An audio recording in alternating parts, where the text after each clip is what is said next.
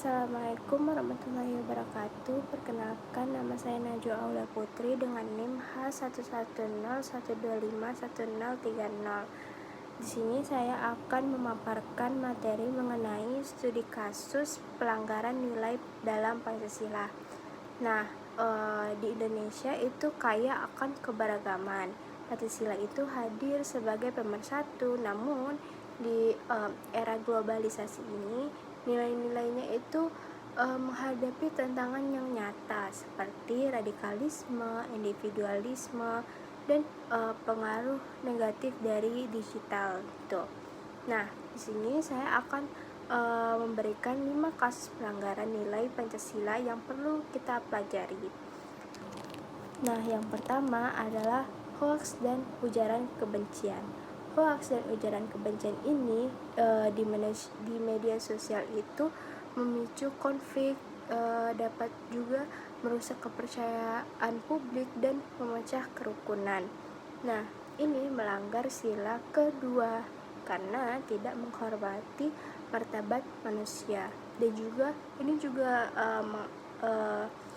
melanggar sila ketiga karena ini dapat memecahkan persatuan. Sikap yang harus kita lakukan itu adalah memverifikasi dulu sebelum menyebarkan informasi. Selanjutnya kasus kedua yaitu intoleransi beragama. Nah, intoleransi beragama ini dapat berupa kayak penolakan rumah ibadah, terus diskriminasi, dan juga kekerasan atas nama agama itu masih ada. Nah, ini tuh melanggar sila pertama yaitu kebebasan dalam beragama, dan juga sila kedua yaitu sila ketiga yaitu persatuan bangsa, karena ini dapat memecahkan bangsa Indonesia seperti itu. Nah, solusinya itu kita dapat membangun dialog lintas agama dan menghormati perbedaan keyakinan. Selanjutnya adalah kasus ketiga yaitu korupsi.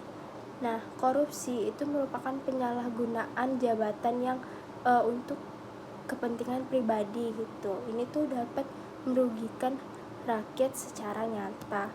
Nah, ini dampaknya itu kayak fasilitas publik itu buruk, layanan kesehatan minim, kesenjangan melebar, seperti itu. Nah, ini tuh melanggar sila kedua yaitu dengan merampas hak rakyat, dan juga ini juga melanggar sila kelima yang karena itu tuh ketimpangan yang tidak adil, karena kan kita tuh seharusnya mereka itu menggunakan jabatan mereka dengan baik gitu.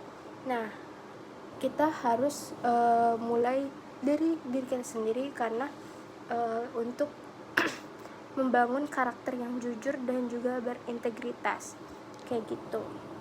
Selanjutnya adalah kasus keempat yaitu konflik sosial antar komunitas. Nah, konflik sosial antar komunitas ini seperti kayak tawuran, terus pertikaian antar komunitas gitu yang sering memicu kesalahpahaman yang sebenarnya tuh bisa diselesaikan dengan dialog kayak gitu. Dampaknya itu kayak bisa memungut korban jiwa, terus kayak trauma, terus penghambat pembangunan itu bisa aja terjadi sebagai dampaknya.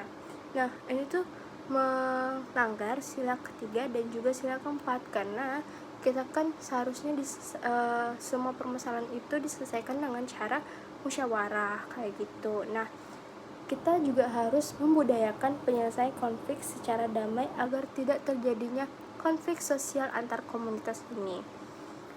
Selanjutnya adalah kasus kelima yaitu cyberbullying.